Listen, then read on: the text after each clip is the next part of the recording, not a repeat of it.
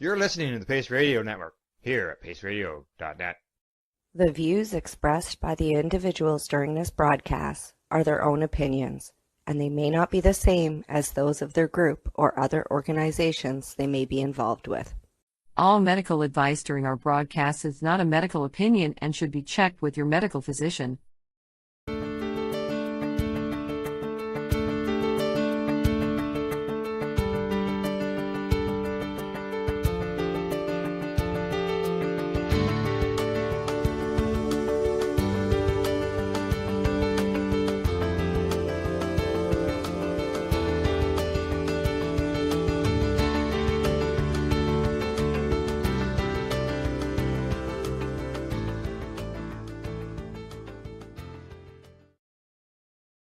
Hello, everyone, and welcome to V.A.C. Roundtable number 54. And we are very honored to have another of the following along the lines of people who we care about and respect. This is the Venerable Peter Grinspoon has decided to join us this fine Friday. And needless to say, it is an honor to have him. I was fortunate to know his father. I was also the PTSD study in his father's book, Marijuana, the Forbidden Medicine. So I am thanked in the front, but of course, all those were submitted anonymously. And to know, needless to say, I followed Peter through the years via his father and was greatly inspired by his father. And Peter, of course, has risen to a doctor in his own right and has stood on his own 2 feet in his father's legacy, which is not an easy thing to do. And he has gone through Harvard. Again, same thing, just as not as easy to do. So with that in mind, let's see if we're having an issue with the Zoom connecting to the Facebook. Connection timed out. Let's try it again. There we go. All right. Now we're all the way through. Okay, so we're on Facebook Live. Ta-da! Nope, it basically did it again. No, it's showing live. Is it? All right.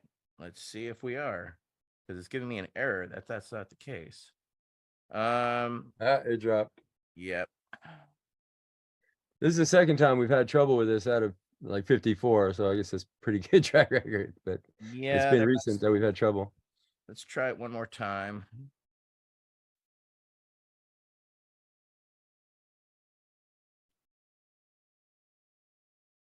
All right. Description. Apologies for the slight inconvenience here, people. I'll be with y'all in. Oops. Yep. Show us live again now.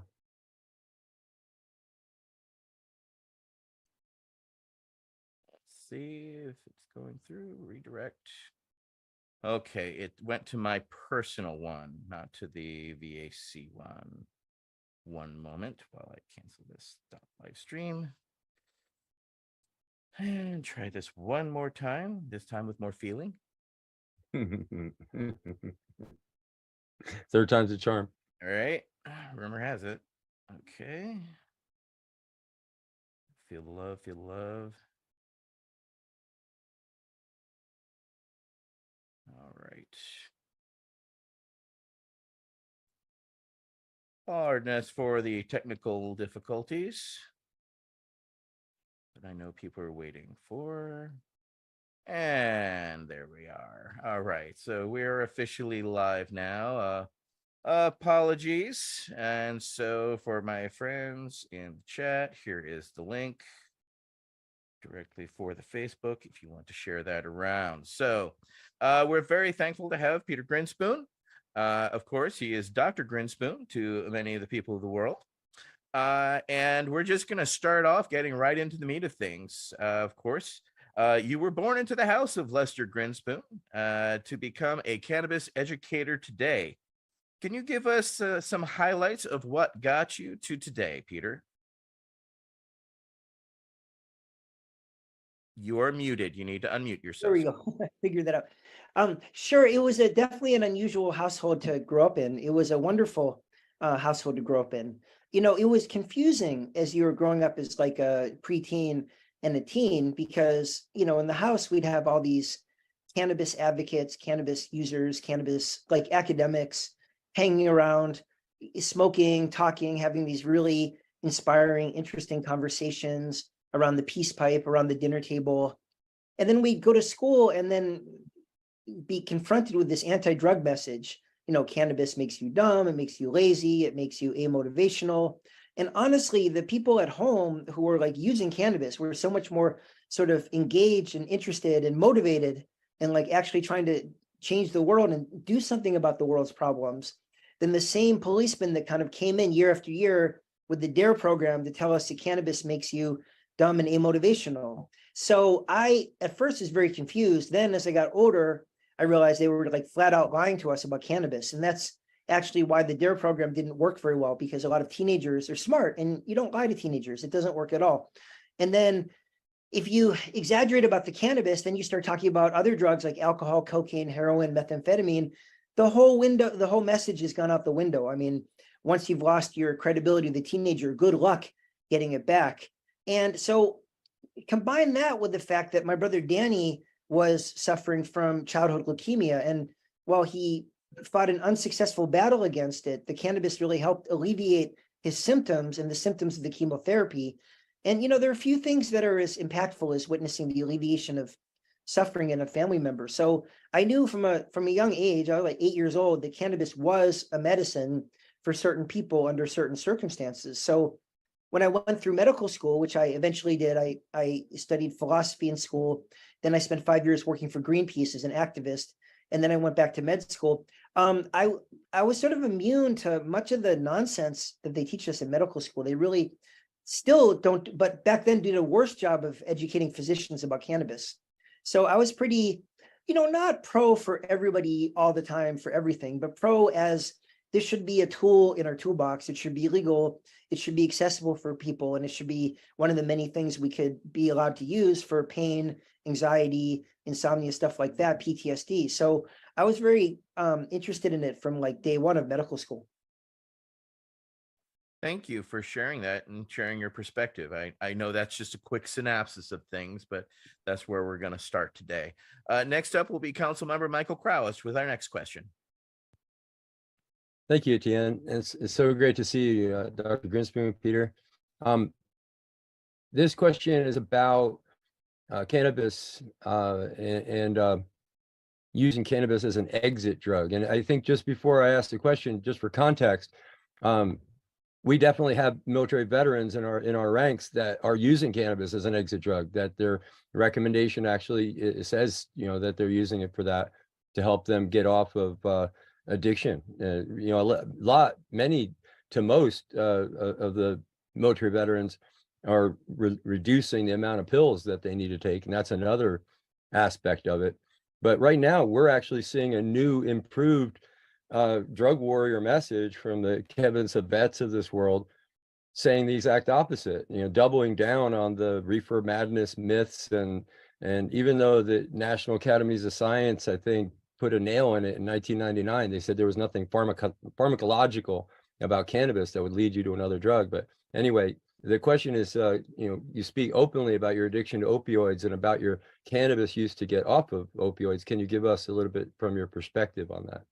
Definitely. That's a great question. First of all, Peter works just as well as Dr. Grinspoon, for anybody who's wondering. Dr. Grinspoon makes me feel old. Yeah, no, I have a piece coming out on Tuesday in a medical journal called In Defense of Cali Sober, which, you know, Cali Sober is when you're allowed to use cannabis or psychedelics as part of your recovery protocol. And I've long argued that we need a broader recovery tent, like the people in Alcoholics Anonymous. That works for some people, but that's just one way to go about recovery, and that people have to be open to using Suboxone, methadone, if psychedelics help them, or to use cannabis. I mean, cannabis does a lot of the same things that a lot of the recovery programs do. It helps you focus on gratitude, to connect with other people, to remain mindfully in the present moment, to like tolerate your distress. And cannabis can also help alleviate many of the things that are fueling the addiction in the first place, which is untreated chronic pain, treated insomnia, untreated anxiety, untreated depression. So cannabis really, really helps people. Now, cannabis can be addictive for some people. I think they greatly exaggerate how addictive it is, because they include in the definition of cannabis addiction tolerance and withdrawal, and that ropes in all the medical marijuana patients. Now, we don't use tolerance or withdrawal to define whether someone's addicted to medicinal opiates, because everybody who takes opiates has tolerance and withdrawal. So why would we use them for cannabis if not just to pathologize all these people who are using it? So I do think the rates of cannabis addiction are exaggerated, but certainly some people get knocked off track with cannabis and can definitely get into trouble with it because it's rewarding and it can cause euphoria, and different drugs affect different people in different ways. At the same time, that whole notion that you brought up of like the gateway theory to addiction, that turned out to be, and you nailed it, in 1999, even the Institute of Medicine report said that the gateway theory was complete nonsense. I mean, everybody that goes on to become addicted to heroin drinks milk as a child, right? They are associated. But that doesn't mean that drinking the milk, the little baby drinking the milk, that isn't causing the heroin addiction. The same is true for tobacco and alcohol, and then for cannabis, just because it's a common drug, there's no causal relationship to the cannabis use and the other drugs. So I think that that's really been exaggerated a lot. And I don't think cannabis is in any way incompatible with someone's recovery, as long as that's not what they were addicted to in the first place. And you have to try. Addictions can be a little bit unpredictable, and not everything works for everyone. I mean, some people take Suboxone and get really dependent on that. And even though Suboxone is a great treatment for addiction, it's not for everybody. Same with methadone. Some people find methadone really rewarding. So again, I think cannabis should be a tool and an option that we are allowed to use. And I think we're making a huge mistake if we go along with the addiction psychiatrists and they just don't understand cannabis very well. They think it's like alcohol, like you're intoxicated or you're not intoxicated. They don't realize that cannabis has a whole nuanced spectrum of effects, some of which are really helpful, some of which might not be so helpful, but it's not all or nothing anything. It's not all good. It's not all bad. It's not all helpful, and it's not all unhelpful. And again, I think cannabis has a really important role in the opiate crisis. It can help treat people with chronic pain. It can help people sleep better. It can help them with their anxiety, with their insomnia. And cannabis is really, really good for people on opiates for their withdrawal symptoms. As someone who's withdrawn dozens of times from opiates, unfortunately, though not for the last 15 years, because I've been in very solid recovery, I can tell you that cannabis is more effective than anything else for the opiate withdrawal. The only thing I don't use cannabis for is I prescribe Suboxone, right? Buprenorphine. There's such good data with buprenorphine that with someone who's addicted to opiates, if there's a 50 to 80% reduction in overdoses and deaths. We don't have that data yet with cannabis. We might one day, hopefully we'll be studying it. We'll have that kind of data. So right now, I don't use cannabis directly to get people off opiates. I do for chronic pain, but not if they're addicted to opiates. If they're addicted to opiates, I use methadone or Suboxone, just because we have really good data. And I use cannabis as an adjunct for the withdrawal symptoms, for the anxiety, for the insomnia. So I know some cannabis proponents say it's really the same thing as methadone and Suboxone. I don't think we're quite there yet. But in every other aspect of this, I'm completely on board. I think cannabis is a very helpful a treatment for addiction. And I think Cali Sober is going to be a very, where people are using cannabis to help as a harm reduction technique. As I say, in a perfect world, we'd all do yoga, eat tofu or broccoli and meditate all the time. But in reality, most people need something at the end of a hard day's work. Their muscles are hurting, their nerves are frayed. And if people are given a legal choice between alcohol and cannabis, many are going to pick cannabis, and it's going to be a huge advantage in terms of harm reduction. And that's a key discussion point that isn't really talked about as much nowadays is harm reduction, and that is a key component. But I would love for, California sober to become, cannabis sober. Well, it is kind of a funny name, isn't it? So. Yeah, I mean, it's a reference to California, and, that has both positive and negative connotations. depending on, I grew up in the deep south of Louisiana, and we were told to stay away from California, that was an evil, bad place. I've resided there for the past 30 plus years, and I own the oldest cannabis dispensary in the States. So, I didn't listen so well, but at the same time, it also, structure of nomenclature has its basis in people's understanding or willingness to understand too. So that's where the California thing makes me wonder, does it have avocado and sprouts on it? Or Well, it makes me wonder what's Massachusetts sober. Right, exactly. Because cannabis, is legal not just in California anymore. So touche. With that, we're going to go on to our next question, which will be by Council Member Nate Landau. Council Member? Thank you so much for being here with us. And my question is, what is your goal with the publication of Seeing Through the Smoke? Thank you.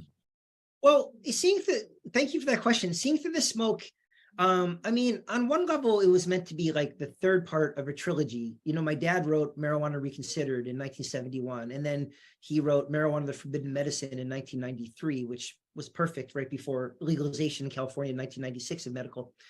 But it needs to be updated. It's been like 29 years. And furthermore, I think there's more freedom among physicians now to say what they really think about cannabis. We'll see if I still have a medical license in a couple of weeks, by the way.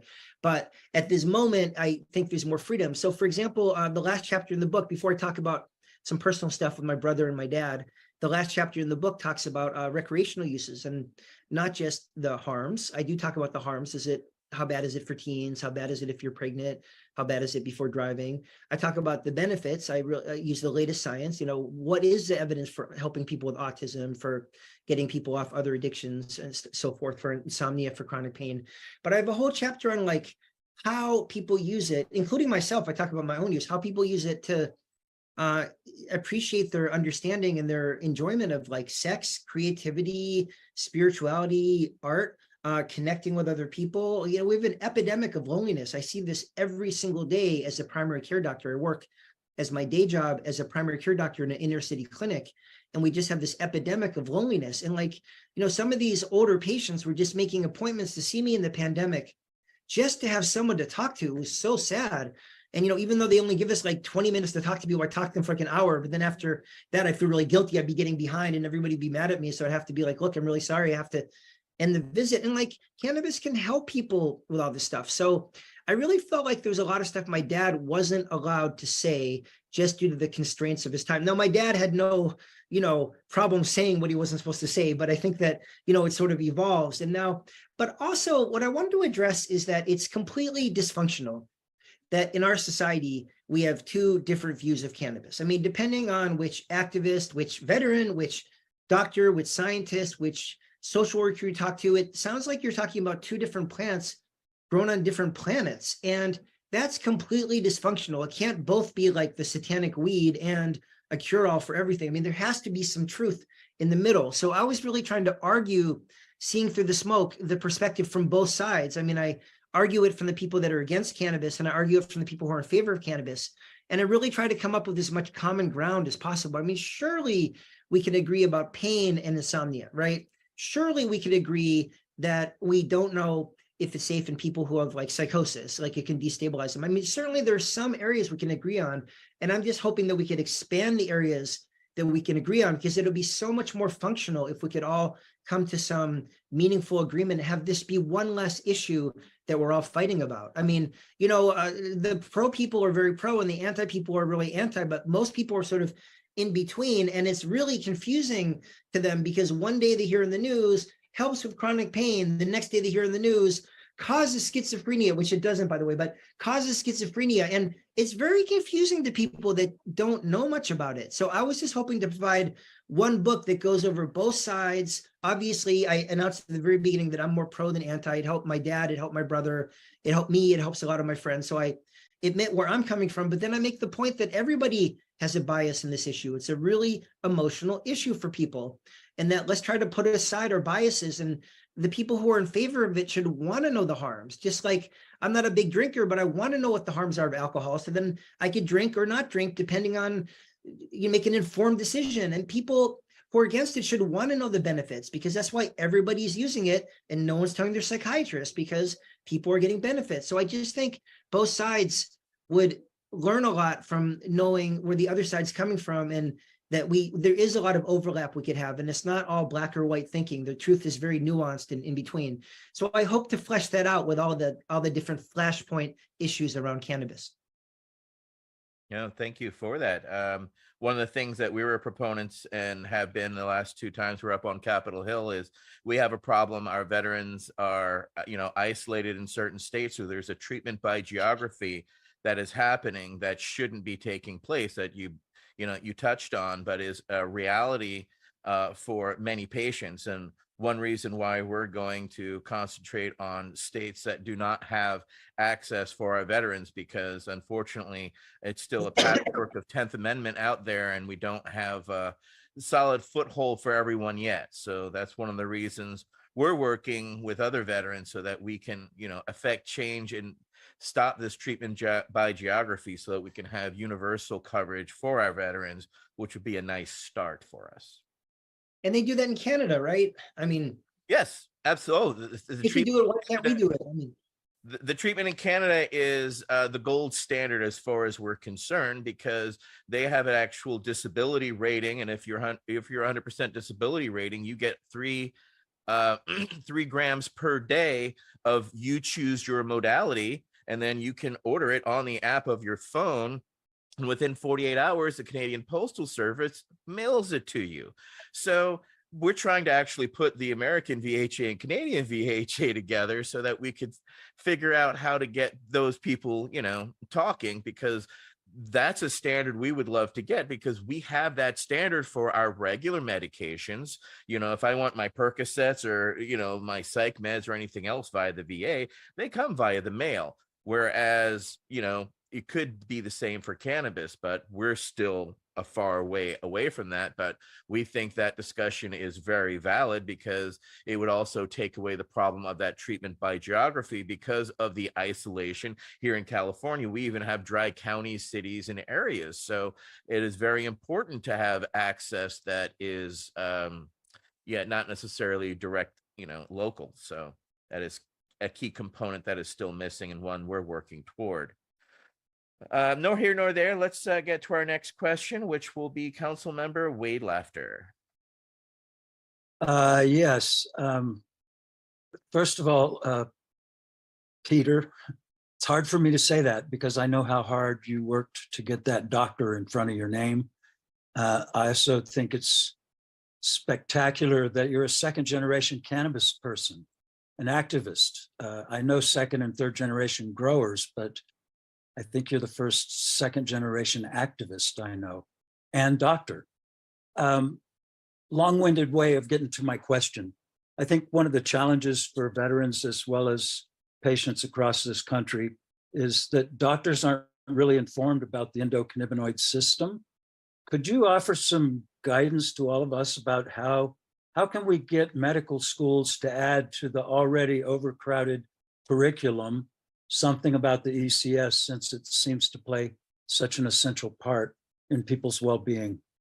Thank you. well, that's a great question. Well, thank you for your kind words. And let me just say that I had the best mentor and role model there was.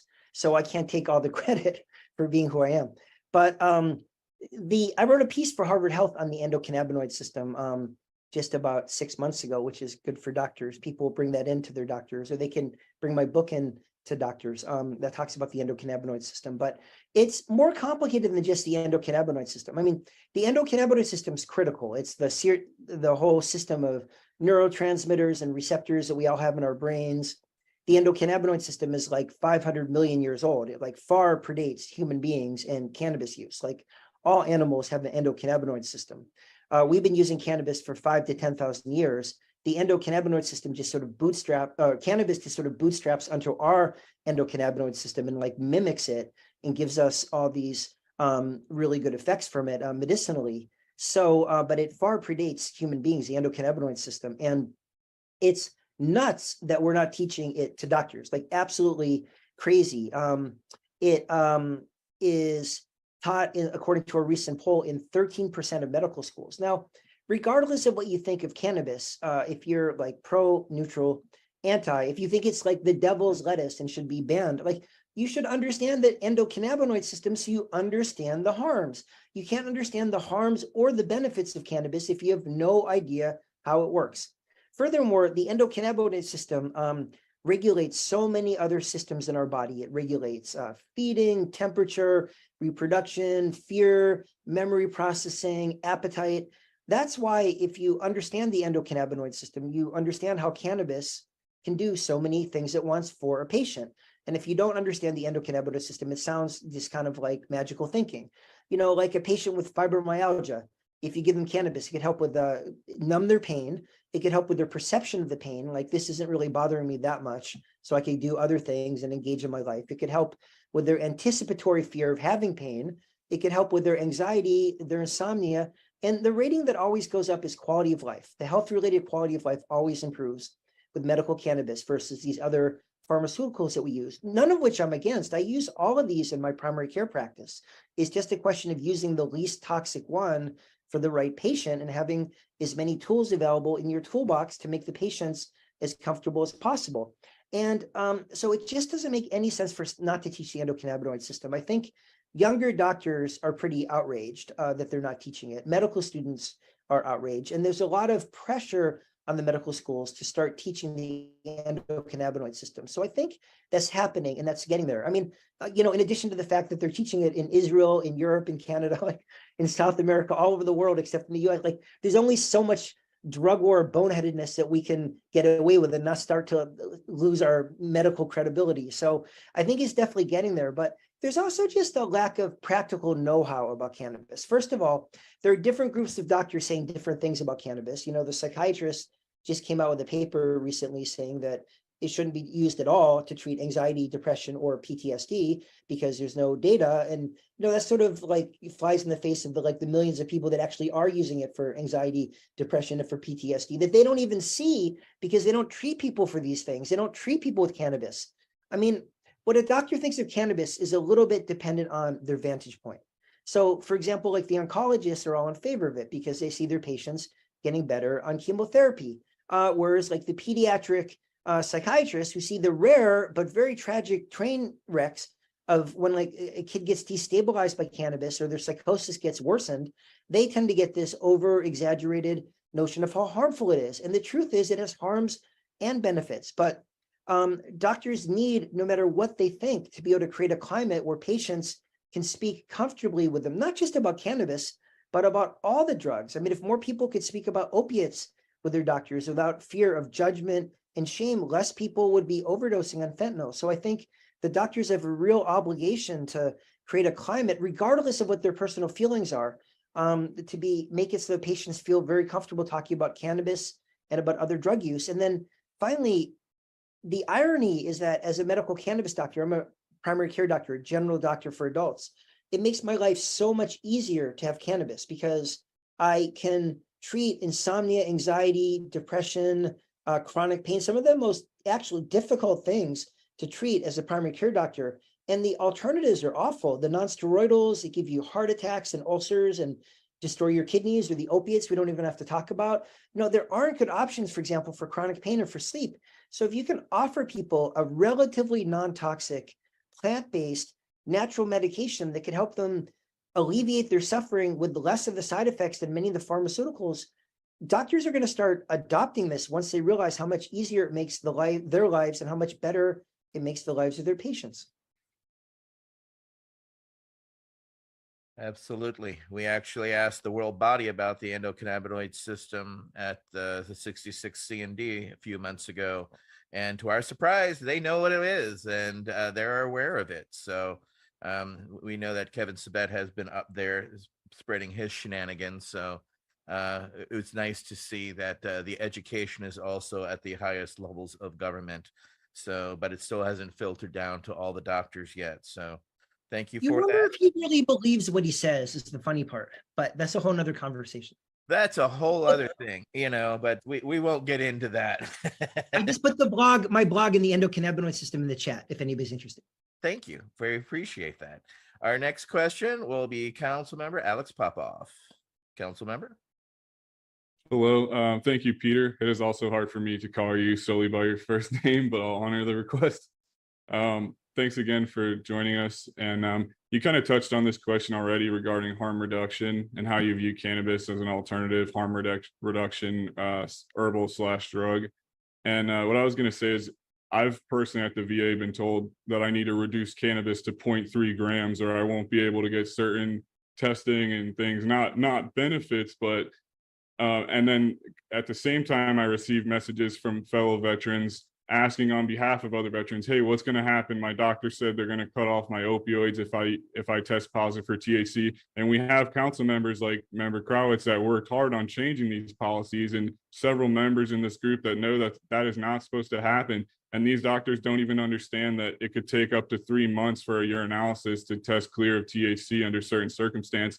So they expect this guy to stop his cannabis that they believe is so dangerous and has a high potential for addiction and withdrawal, just cut it off cold turkey, and then, or they're going to take his opioids cold turkey. And that just isn't medical practice, but I'm not a doctor. So the question is, as it relates to harm reduction, how is this still happening in modern day? And you, like I said, you described that you give cannabis for this exact reason. So people coming off opioids can either use less opioids or perhaps not need them for chronic pain patients. So was there anything you wanted to elaborate on regarding the harm reduction component? Thank you. Absolutely. Well, first of all, that was about 6 questions, but they were good questions. And sorry about that. This is one of my favorite topics. But first of all, completely unethical to kick people off pain pills because they test positive for cannabis. A lot of clinics do that. I don't know why they do that. You wonder if they just feel like the cannabis is somehow competition to the injections they like to give. You know, there's that Upton Sinclair quote where it's difficult to get a man to understand something if his salary depends on him not understanding it. And I think that that's been part of the reason why some pain doctors and some guys, some pain doctors and some psychiatrists don't prescribe cannabis. I just wonder in my cynical moments if that's the case, because, you know, if you treat your own anxiety, you don't have to pay a psychiatrist $400 an hour to get a pharmaceutical. But the fact is, the doctors haven't been taught much about cannabis. So it's not entirely their fault. I mean, it is and it isn't. I wrote a very emotional chapter in this book, Seeing Through the Smoke. Doctors are supposed to do no harm. And this chapter is called Do Be No Harm, about doctors like being on the wrong side of the war on drugs and how this happened. And, you know, when cannabis was originally criminalized in the 1937s, one of the leading voices against criminalization was the American Medical Association, because it was a widely used medicine back then. In the late 1800s and early 1900s, there were like 150 scientific papers written about cannabis, and people were using tinctures all the time. The doctors were completely on board with it. And then due to withering pressure from the Federal Bureau of Narcotics, Harry Anslinger, which was the predecessor to the Drug Enforcement Agency, and I guess Robert DuPont, the doctors really flipped sides, and it's really shameful that they did. And the way my dad described it is that doctors were both perpetrators of and victims of the vast misinformation about cannabis coming from the US government. But to me, you know, there were people like Andy Weil, like my dad, like, you know, there are just a bunch of people, Norman Zinberg, who did Set and Setting. There are a bunch of people who were able to think for themselves on cannabis and get it right. So you wonder why more doctors weren't able to get it right over the last half a century. In my dad's book, Marijuana Reconsidered, which I'm sure some of you have read, he proved that in 1968, Playboy, which used to have really good journalism, had better reporting on cannabis, much more accurate reporting than the Journal of the American Medical Association. And honestly, the Journal of the American Medical Association, they love to feature really negative, scary stories about cannabis. And I feel like they don't, like, in a fair and unbiased manner, like, feature the good, the bad, and the ugly. They really have a tilt toward the negative. The same for many of the medical journals. And it's changing a little bit recently. But so I think part of the problem is that doctors are like not fed really balanced information about cannabis. So they aren't taught about the endocannabinoid system, going back to the last question. So they don't really understand how it works. And then most of what they're taught about cannabis is in an exaggeratedly negative manner. And then the third thing is just sort of like mystifying to them because they don't have much practical information. Like if a patient, and then the VA doctors were further handicapped by all those stupid rules that they weren't allowed to talk to patients about cannabis until very recently. They're still not allowed to certify patients, but at least they're allowed to have a conversation about it. Like that was just so unethical and stupid. So the VA doctors in particular have been really hamstrung, but doctors in general, I mean, I went to a continuing medical education conference at my own institution, and the part of medical cannabis was awful. They had this book that was just written by this prohibitionist, and they just told us nonsense after nonsense. I was shocked, like my jaw hit the floor. So I think we just have a huge job in terms of teaching doctors enough about cannabis so they could comfortably talk to patients.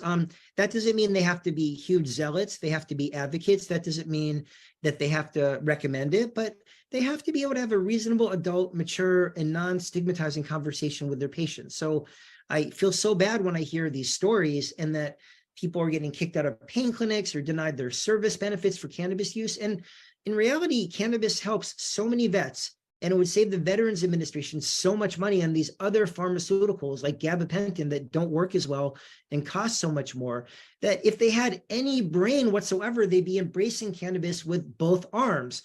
However, we're not quite there yet, but we're getting there. So, I mean, hang tight. I mean, at some point, we're going to get federal legalization. I mean, what are they going to do? We have legal marijuana now in 38 states. Are they going to wait till we have 50 states and still have federal illegality? At some point, it starts to just get like preposterous. So I think we're definitely getting there, but it is really, really frustrating. And your question is very poignant because it's this needless suffering that they're causing people. No, and thank you for taking the time to answer each one of those. And thank you for Councilmember Popoff for those additional. Politics. Next, we will go to Councilmember George Armstrong. Councilmember Armstrong. Yes, first of all, thank you for being here tonight, Peter. Like Wade said, I find it hard to say that, but if that's what you prefer, I'm happy to use it. You're a primary care physician, and you talked about not being open to suggesting cannabis to these chronic pain PTS patients. Are there other modalities like mindfulness, meditation, yoga that you recommend as a counselor? And you also talked about harm reduction. As a council, we've talked about that, and we found that it might, it's not always the only thing. Do you offer other modalities? Well, those are great questions.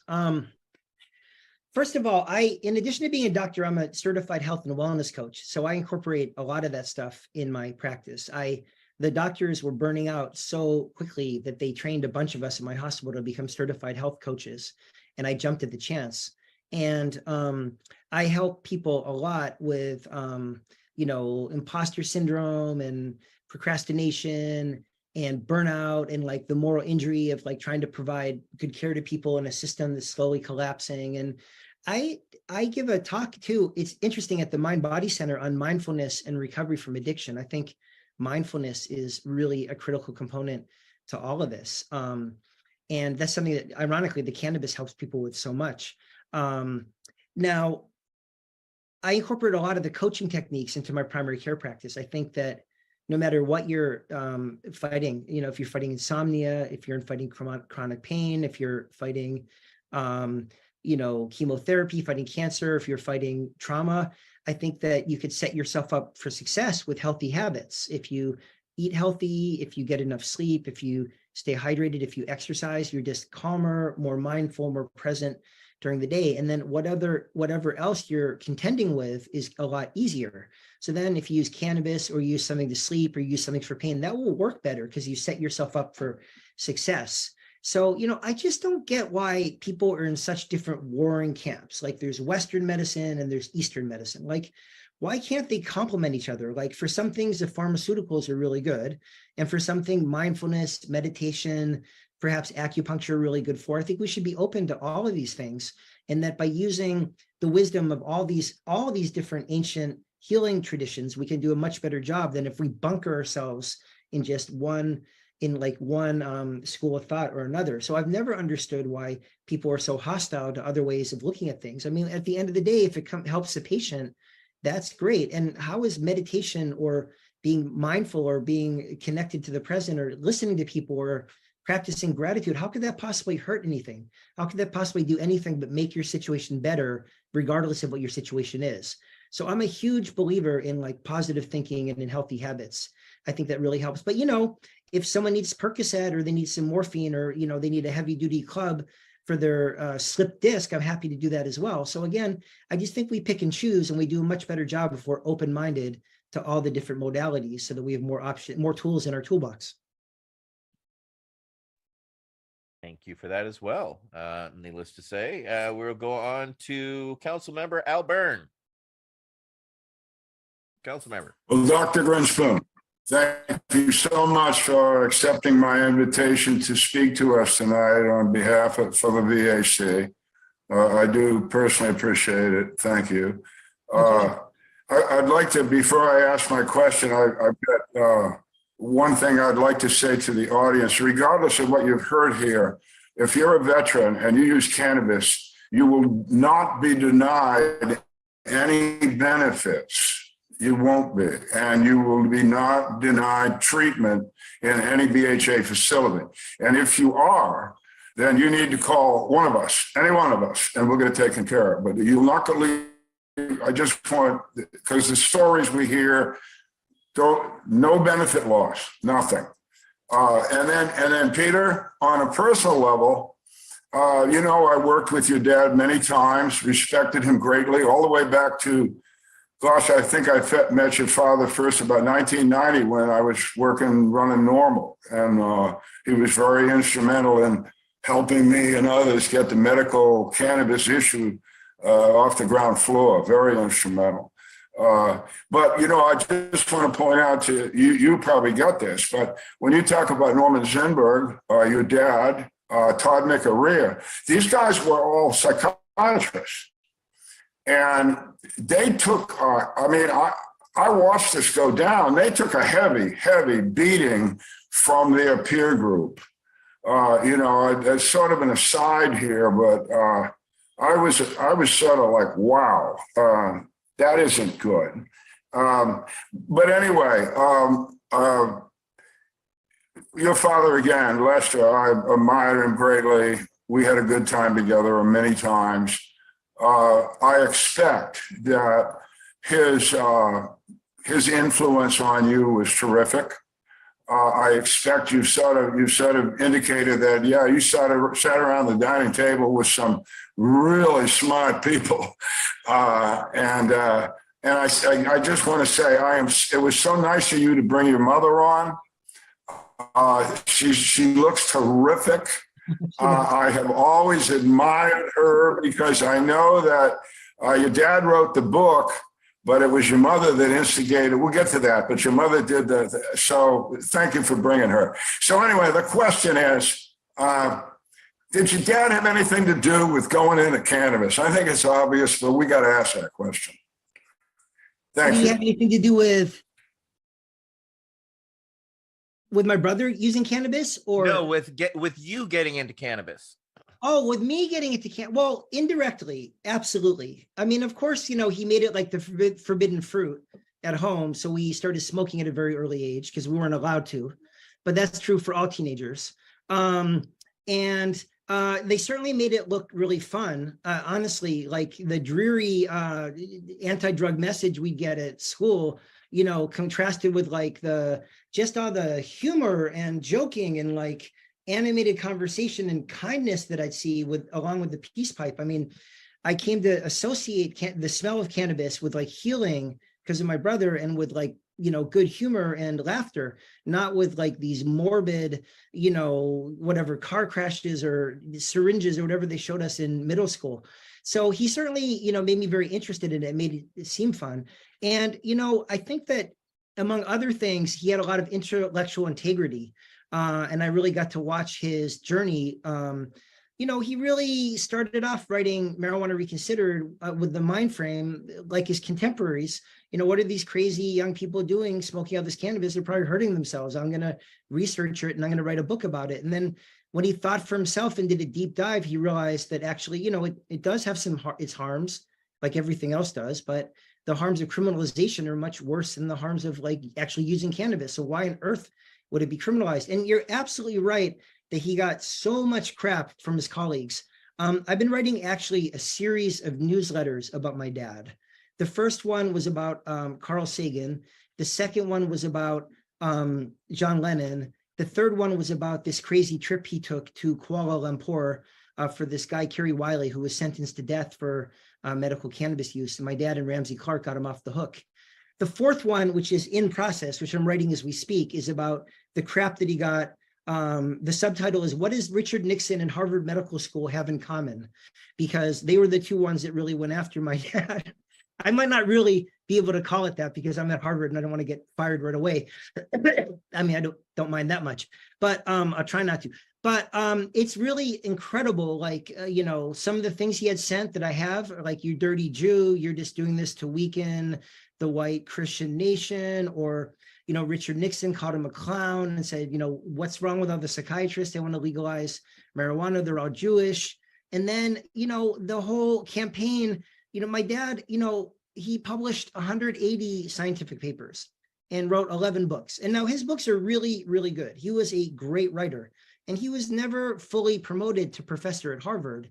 And even the Harvard Crimson, like the student magazine, came out with this really strong editorial in the year 2018 called Grinspoon Reconsidered, just like flat out accusing Harvard of like discriminating against my dad because of his position on cannabis and psychedelics. I mean, it was like completely unethical. And, now we have this beautiful Center for the Study of Psychedelic Medicine at Harvard. And, you just wonder when they're going to start airbrushing my dad back into the photos.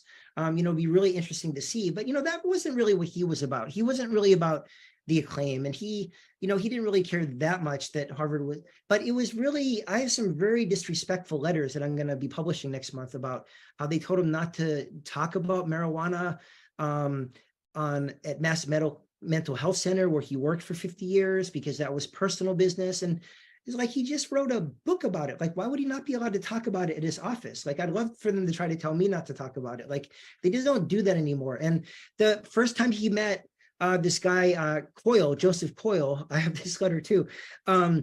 He met him in front of all the psychiatrists, because this was the new combined director of psychiatry at Harvard. And the guy walked up to my dad at this faculty meeting. My dad had never met him before. Dr. Coyle said, "I've read your book on psychedelics and I don't like it one bit." And he walked away from my dad in front of like all the psychiatrists, like their first meeting. And like, this book was in 1979, calling from the rooftops for us to use psychedelics in psychiatry and for us to research them. And now everybody's on board with that. He was 40 years ahead of his time. And for him to be shot down that hard for saying something, independent, let alone something that turned out to be true 40 years later, is just such a black mark on the whole Harvard psychiatry department. And not to mention that Andy Weil, who wrote the foreword to my book, Seeing Through the Smoke, got into hot water too for publishing the first randomized controlled trial showing that cannabis was an effective medicine. So Harvard does not have a great track record. The way Harvard works is that they're sort of against. Though in my case, they've actually given me a lot of latitude. They haven't supported me, but they haven't bothered me at all. So I'm quite grateful with that. I'm very happy with that. But what they'll do is, if they're going to be against and conservative against, and then we'll cross over some invisible threshold of like public opinion. And then they're going to be like, we're Harvard Medical School. We're the best in the world at medical cannabis. We've always been in favor of medical cannabis. And it's going to be just this shift in what they're saying. So I'm just waiting for that to happen as well. So I suspect my dad is going to start popping back up into the photographs any day now. But it is really troubling what a hard time they gave him, especially because he wasn't even talking about cannabis. He was talking about the criminalization of cannabis and how that's more harmful. So I don't know. History is going to write a really interesting chapter about all of this. And I hope it does your father and others justice, because my other doctor was Dr. Todd McCurria. And needless to say, Yeah, I was very blessed to have some great ones in my life that, inspired me to continue to be the activist that I am because of the activism that was foisted upon them. When 215 happened, Dr. Todd and my other doctor, Frank Lucido, had to actually fight the government, who actually had the full weight of it come down on them, and had to fight for doctor-patient confidentiality. And this is in the 1990s, people. So, it's still rather fascinating to see the hate and the vitriol and the lack of acceptance, much less willingness to look past the veil for themselves. So it's still interesting, and I'm thankful for people like you to, one, continue on your legacy, but also putting out sound and logical information to dispel the misinformation that has been so prevalent. It is key to everyone's sanity.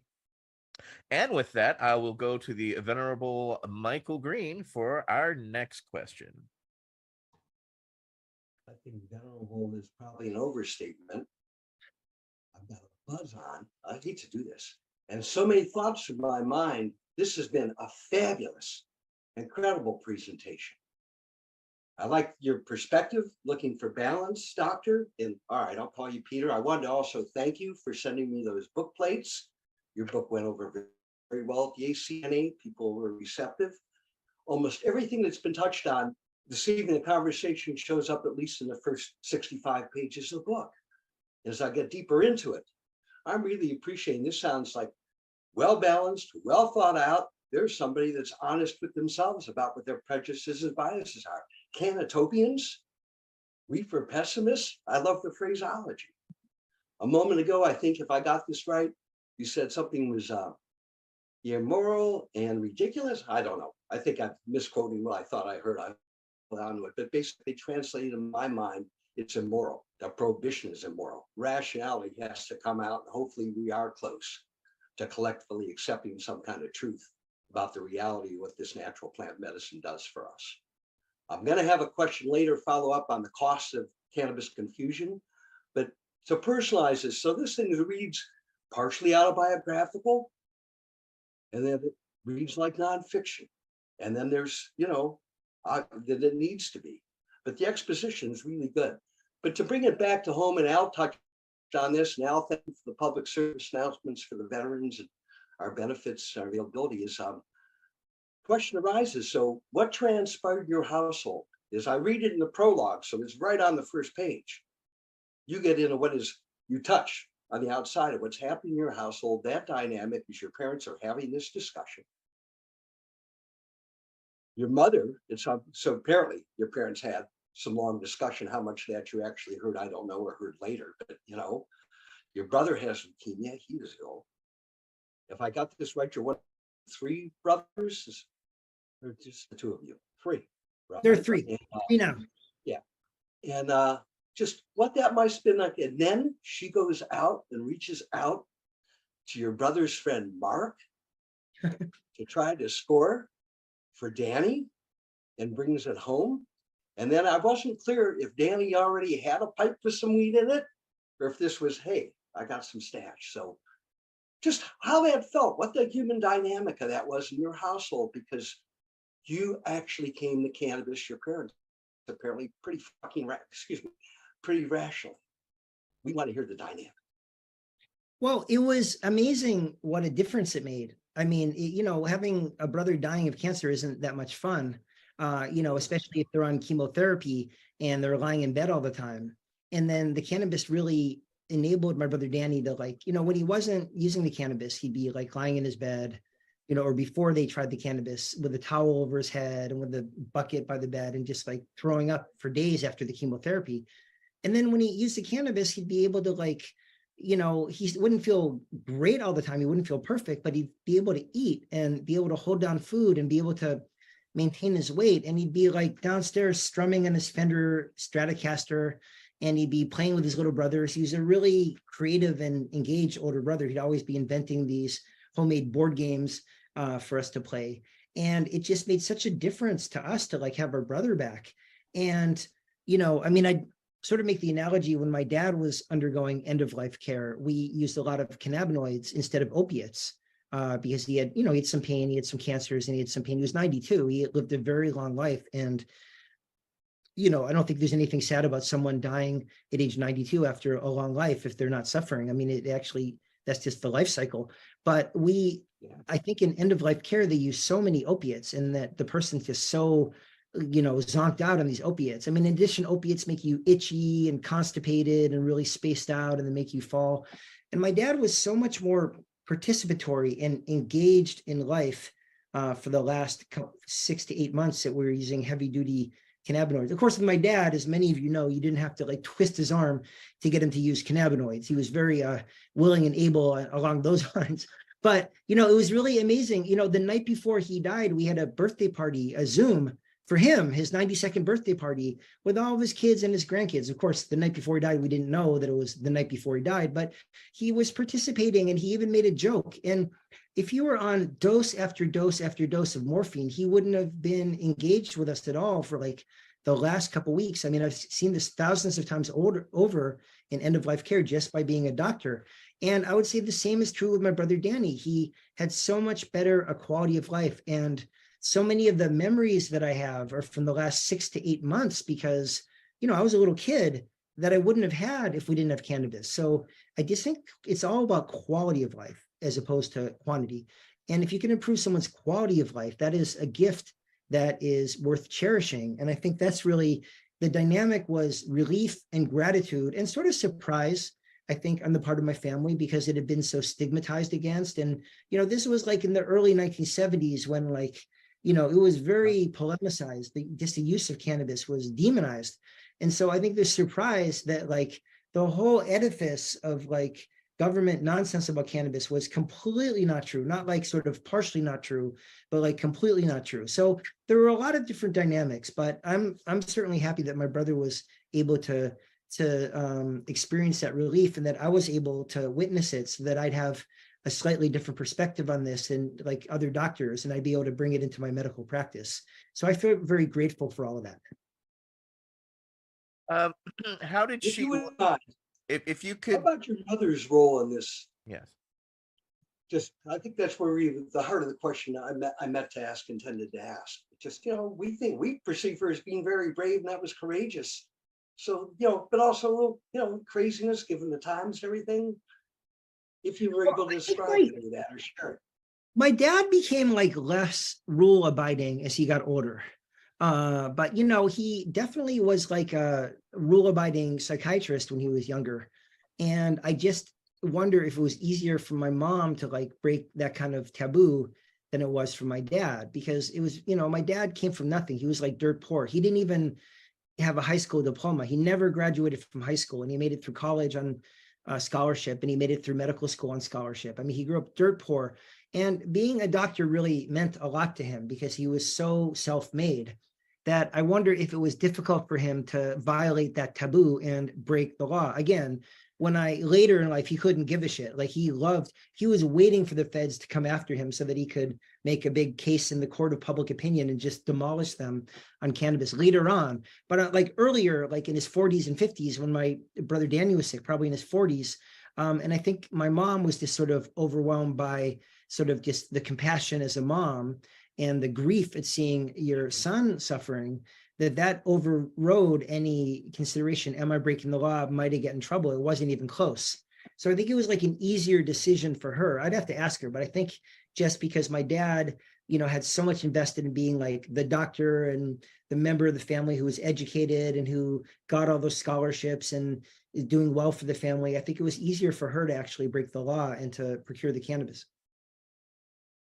Thank you for that. I could feel the pain your brother's suffering the way it was shared. Thank you so very, very much. Absolutely. Pleasure. No, your mom was one of the original canna moms who took the risk, went and scored again in the darkest of the dark days to help your brother, which is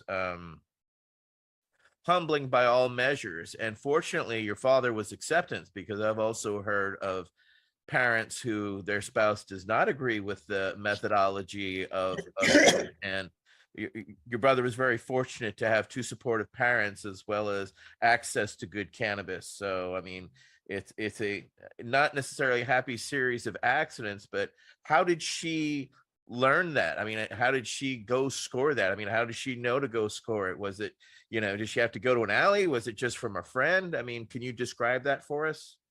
Well, If you're aware of it? I think she suspected that Danny and his friends had used it sort of recreationally.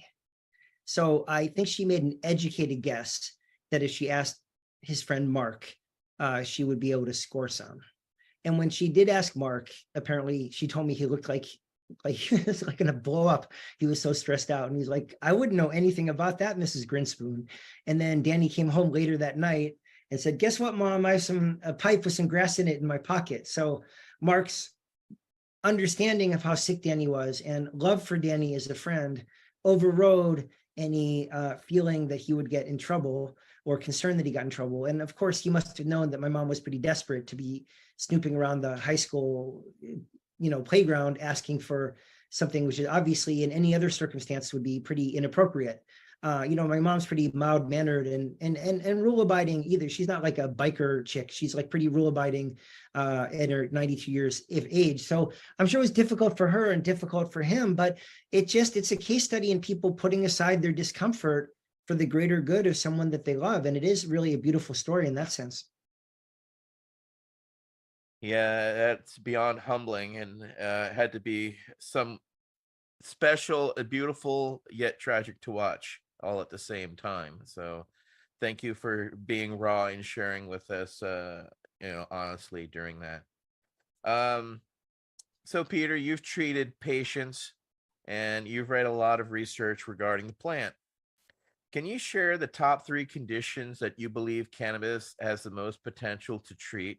And I'm talking specifically within the veteran community. We're just going to be specific there. I know PTS crosses various other thresholds, but we're just going to, since we're veteran specific, we're just going to concentrate there and ask for your knowledge there. Could you share that with us?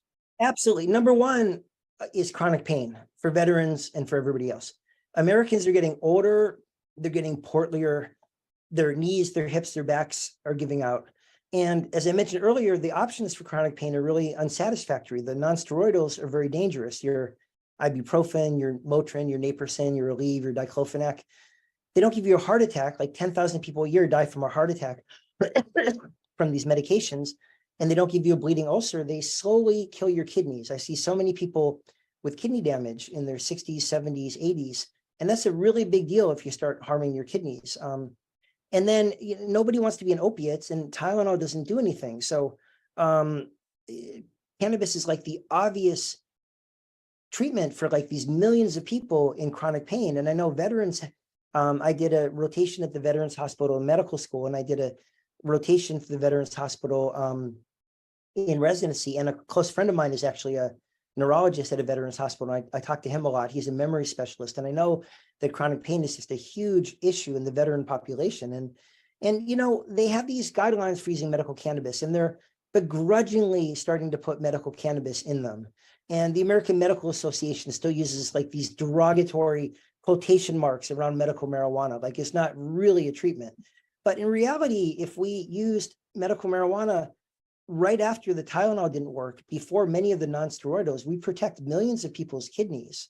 And we're not talking about getting people like super high. We're talking about mostly CBD with a little bit of THC in it, much safer and less toxic. So I'm sort of an advocate of offering the patients that over like the daily ibuprofen that just kills your stomach and kills your kidneys. So I would say chronic pain is number 1. I think a lot of veterans suffer from anxiety and stress and insomnia. Let's lump all those together. And what are the options for anxiety, stress, and insomnia? For insomnia, Ambien's a dangerous weapon. Trazodone can affect your heart and make you really groggy the next day. The benzodiazepines, the Valiums, the clonazepams, the lorazepams are very addictive, and they could affect your memory. There aren't great sleep medications. So again, it comes to like, is cannabis less toxic than whatever else you'd be using? For sleep, that's almost always the case. It's much more benign than many of these sleeping medications. Now, if it's anxiety, some people can get away with the SSRIs.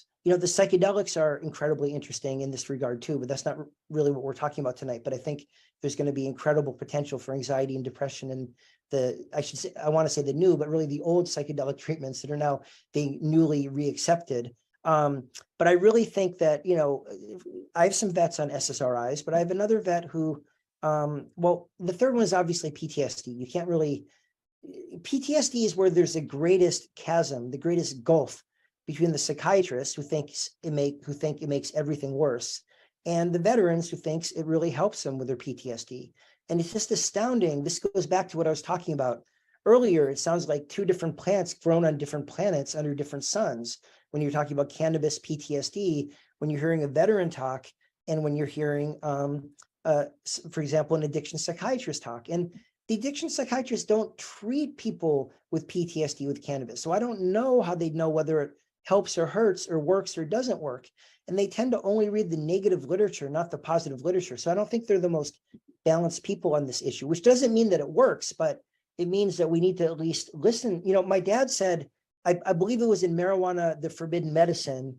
And Etienne, I think you were the Desert Storm veteran, right? In that story. Yes, I am. I had that right here. You can't see it because of my green screen.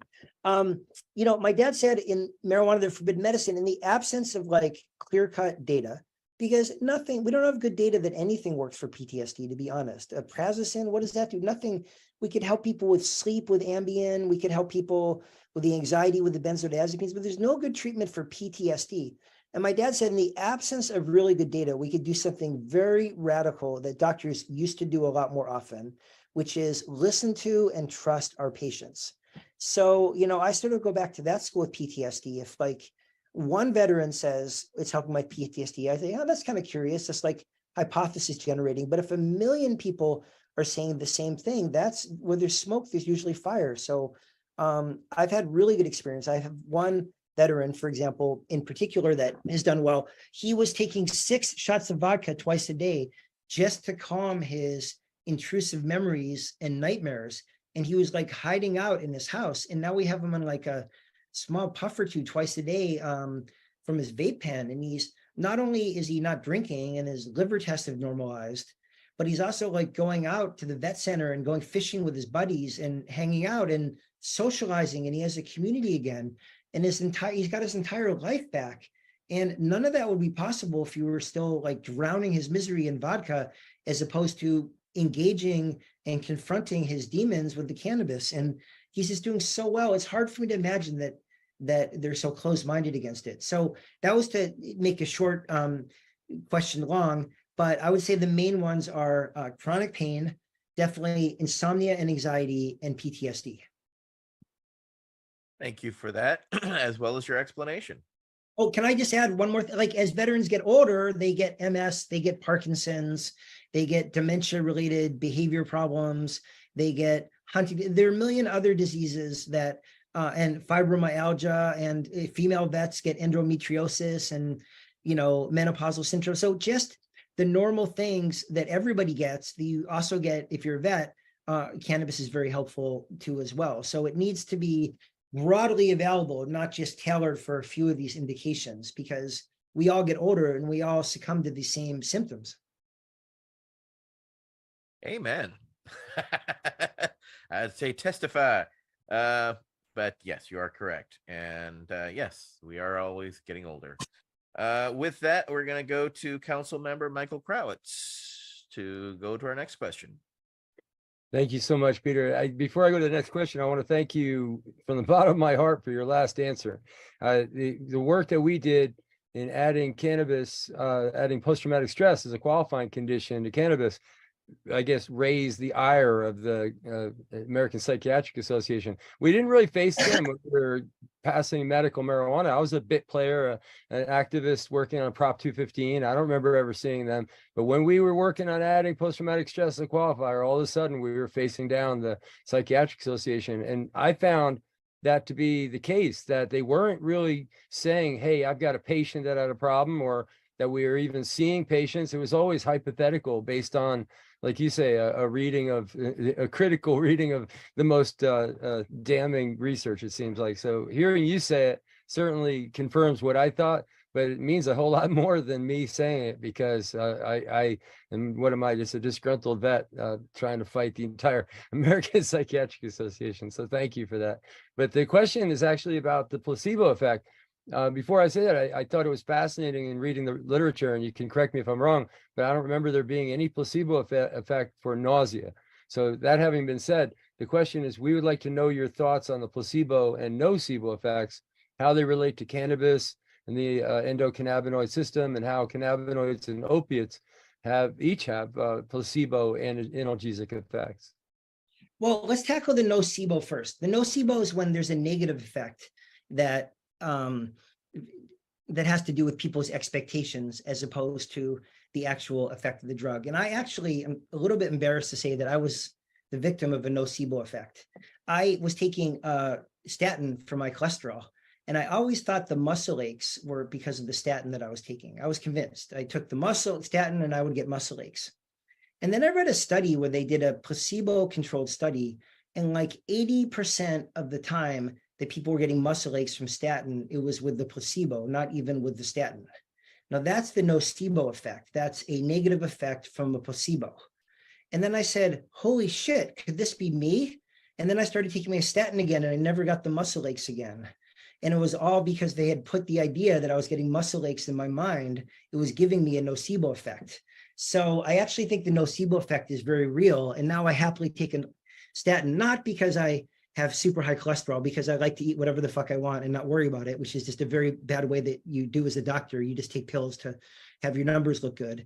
But the nocebo effect is definitely real, and it's really amazing. I'm not sure what it has to do with the endocannabinoid system, but the placebo effect is mediated by the endocannabinoid system. So is like runner's high. They used to think it was the opiates, but it's actually, if you jog 5 miles and you feel euphoric, that's your endocannabinoid system singing. It's not your opiates kicking in. And, you know, for every single pain medication, there's a placebo effect, which is really strong. I mean, the funny part is that the placebo effect is really strong and really effective. About 20, 30, 40 years ago, they decided that it was unethical for doctors to give patients a placebo because they thought it interfered with like informed decision-making, and it was against medical ethics. But I clearly remember the story my dad used to tell when he was on an airplane, and this woman was freaking out, like completely freaking out. And the passenger, the pilots were like, should we return the plane to Logan? Can we make it to San Francisco? Is there a doctor on the plane? So my dad, had to stand up and say, I'm a doctor. And they're like, can you sit next to her and calm her down?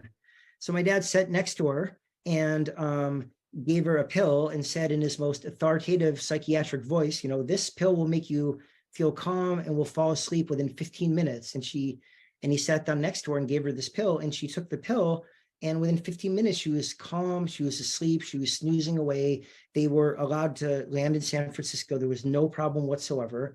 And what my dad had given her was a sugar pill, but it was a placebo effect that worked. So there is a huge placebo effect.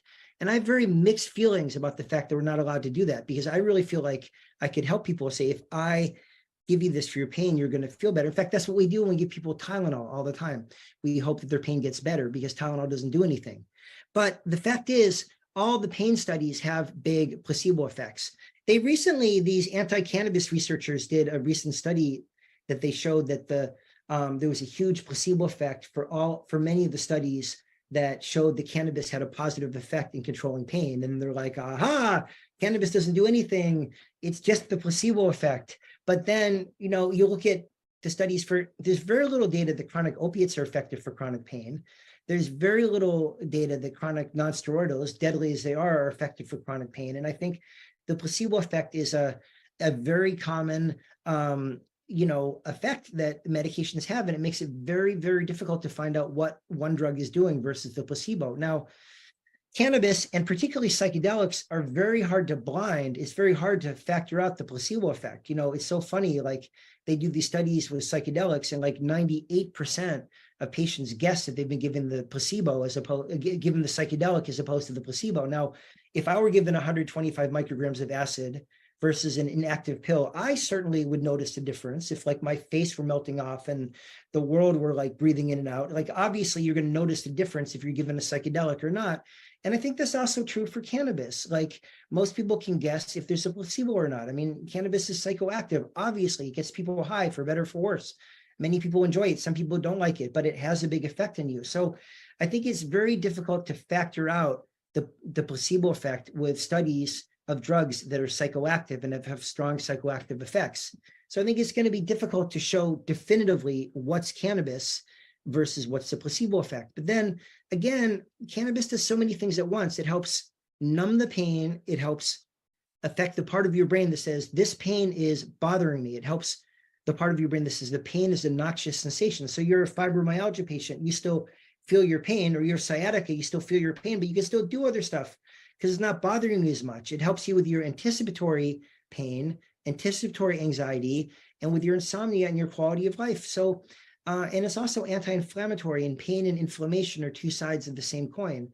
So it just seems like it certainly does have a placebo effect, but it also has a very, very real effect. And I just don't think you do a service to anybody to try to write it off as a placebo effect. But it's a great question because it's very hard to study these things, because for better or for worse, the placebo effect pops up all the time and is very effective. And that's why we asked. All right, next, let's see, will be Wade Laughter.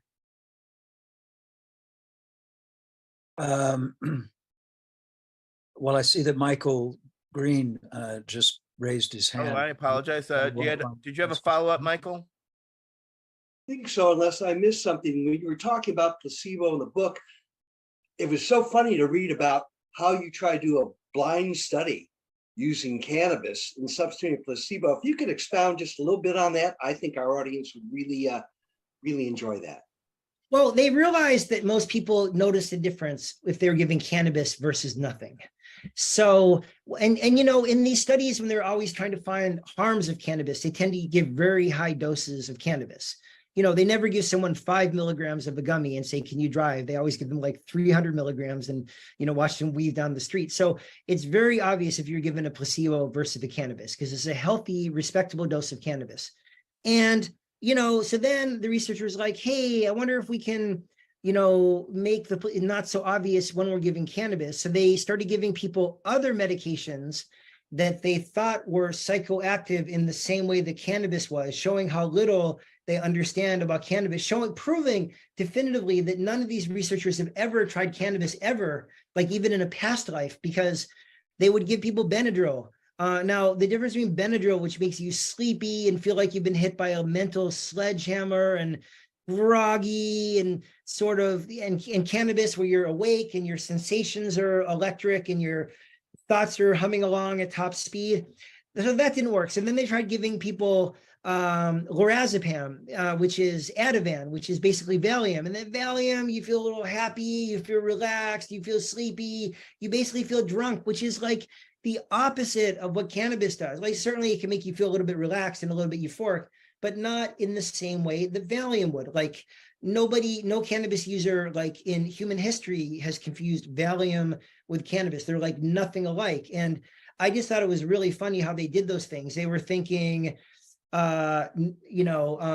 stone cold sober, not stone cold sober, were two ends on a continuum. Therefore, the Benadryl and the lorazepam and the Valium and the cannabis would all be the same thing because they'd have you intoxicated like alcohol versus not intoxicated versus stoned, which is a very nuanced and complex mental and physical way of being. So I just thought it was really like preposterous. I tried not to make fun of them too much, but I don't think I succeeded along those lines. All right, then we will continue on to Councilmember Wade Laughter. Yes, this has been a great conversation, Peter. I really appreciate you taking all this time to hang out with us. One of the things, stigma associated with cannabis has kind of been an issue back when I was in the Navy. It got me in a lot of trouble. And it's to this day still an issue, certainly for those on active duty. And I know your father encountered a lot of this kind of negativity in the medical community in reaction to his coming out, if you will, about cannabis. Do do you still see that going on in the medical community today, or is it just the young students, doctor students, and the few folks who have gotten far enough in their career not to care anymore that are really taking this point of view? What's your sense of that?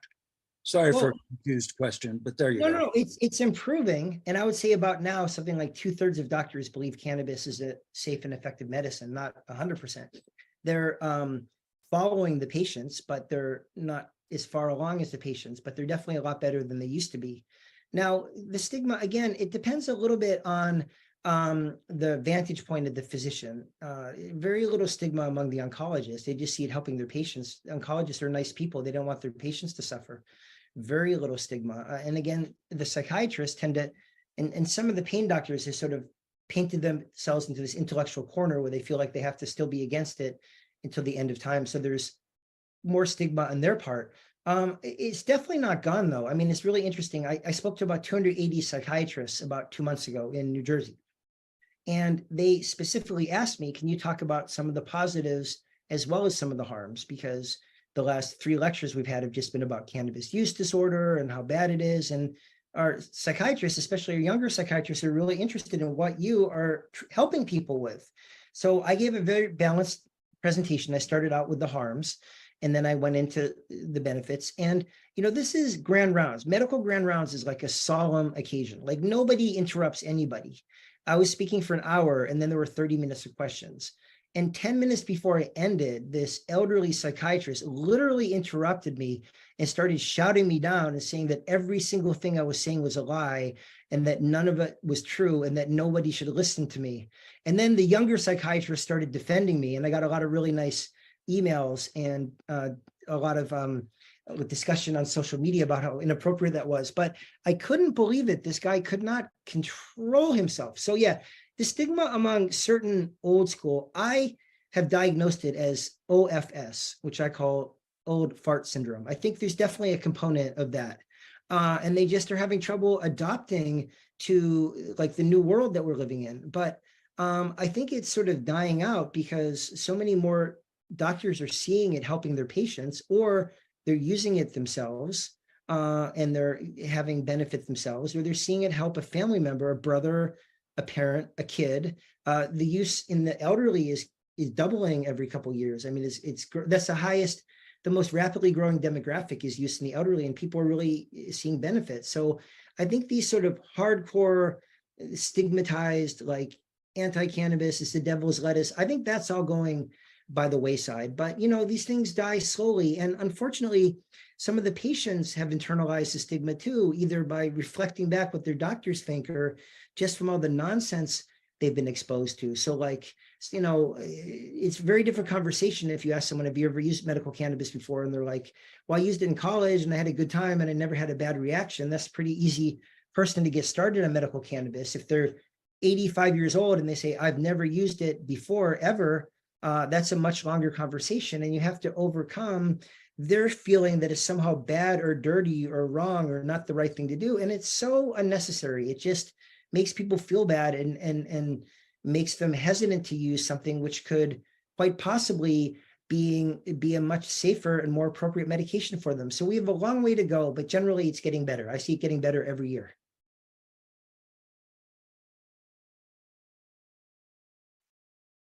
All right. Well, I cannot thank you enough. It has been, you know, we've gone almost an hour and a half. So I can't thank you enough for taking the time in that discussion, as well as, you know, you've answered all our questions. Michael Green, do you have another follow-up? I do, thank you. Discussions going on in Washington right now about the debt ceiling. There's suggestions to budget cuts all over the place. One of the items they're talking about reducing funding for is the Mission Impact Act, which affects each and every veteran who looks for benefits in terms of medical care. I've just now on the brink of your chapter that talks about confusion and the cannabis, cost of cannabis. So I'm curious, I'm thinking there's been $1 trillion spent on the war on drugs since the 70s. How much of that might be to cannabis? And what would we save a year, if you have a number, if we just ended prohibition And we're not funding at least that portion of DEA's budget and other aspects, law enforcement, forget the social equity, everything else, just the fiscal cost. Well, the costs are sort of so vast, they're hard to even calculate. Because first of all, there's the costs of not criminalizing people and traumatizing them with the social, with involvement in the criminal justice system and the trauma that they get. And, when someone gets arrested for cannabis, it affects their job prospects, their housing prospects, their student loans, their educational prospects, their right to vote. So it's infinite, the psychic and interpersonal poverty and damage that getting all these people needlessly involved with the criminal justice system costs. Number two, there's the cost of the criminal justice apparatus, which is so out of control. We have these, and the costs are not just financial, the cost to our communities of having these militarized drug units barging around is absolutely awful. It just unravels the whole fabric of our society. I mean, law enforcement are absolutely the wrong people to be involved in drugs, not just cannabis, any drugs. It should be doctors, nurses, social workers, lawyers, scientists, not law enforcement. If you get the justice system involved, everything gets worse. You still have whatever addiction or problem you've had, then you've got another problem, which your life is falling apart because of the criminal charges. So they're just like the wrong people to be involved in anyway. So we could save like hundreds of billions of dollars. Then there was a study Then there was a study in 2016 from the Journal of Health Economics where when they legalized cannabis recreationally in Colorado, the expenditure for Medicare D went down by about $200 million because people were using, even though it was just legalized recreationally, for whatever conditions that people could use cannabis for, they were using it. Chronic pain, insomnia, PTSD, multiple sclerosis. So the insurance companies are saving billions of dollars by the fact that people are substituting other more dangerous pharmaceuticals for cannabis. And they're saving money, first of all, because they don't have to pay for these overpriced pharmaceuticals like gabapentin or Lyrica, but also because people aren't destroying their kidneys by using all the non-steroidals or overdosing on opiates. So, I mean, there's so many different categories of saving that I think is pretty hard to calculate, but I'd say that the savings are just broad, they're vast, and they're not just financial, they're financial and in terms of interpersonal suffering. So, if we could have ended the drug war before it started, that would have been better for our society. Thank you so much. Needless to say, Peter, is there anything that we've talked about or anything that you'd like to share with us before we let you go? I really enjoy seeing a lot of friendly faces, and I thank you guys all for being such good friends with my dad and my parents. And I'm glad you got to see my mom for a quick cameo visit. Next time we'll have her on.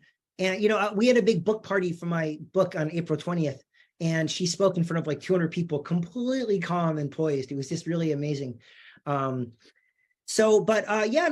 think my book hopefully is going to help, move the chains and get people educated. Hopefully it'll help get the doctors educated.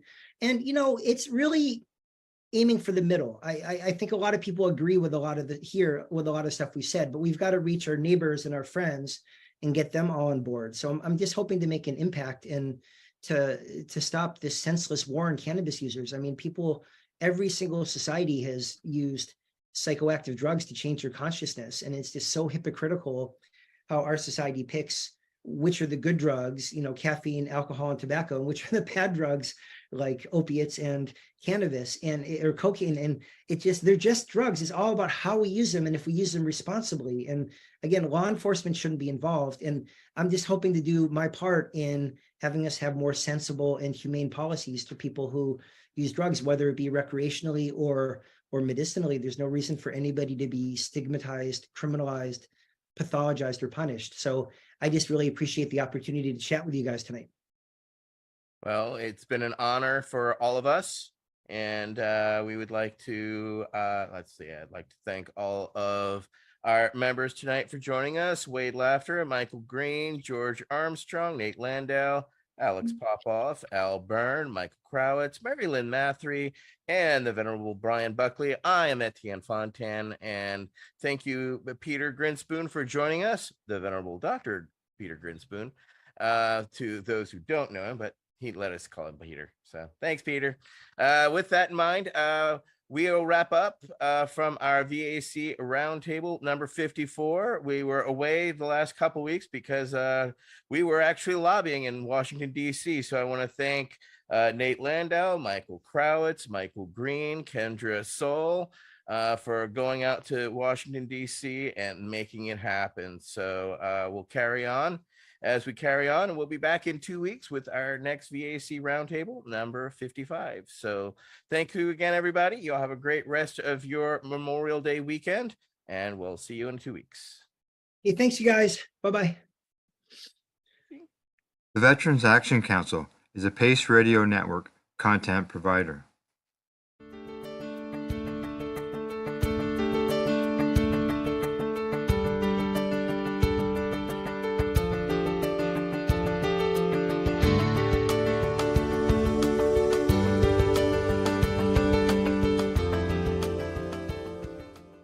You're listening to the Pace Radio Network here at paceradio.net.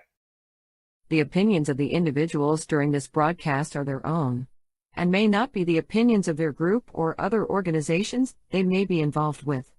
All medical advice during our broadcast is not a medical opinion and should be checked with your medical physician. Enjoy the buzz of legalization with Campbellford Lifestyle Shop. From lights to plant nutrients, books, consumption accessories, and more, we've got all your basics to grow or consume cannabis. Visit our info center or take a look at our piercing services and body jewelry, now available in-store through Campbellford Lifestyle Shop, 17 Bridge Street West, Campbellford. Limestone City Hydroponics is Kingston, Ontario's hydroponics shop.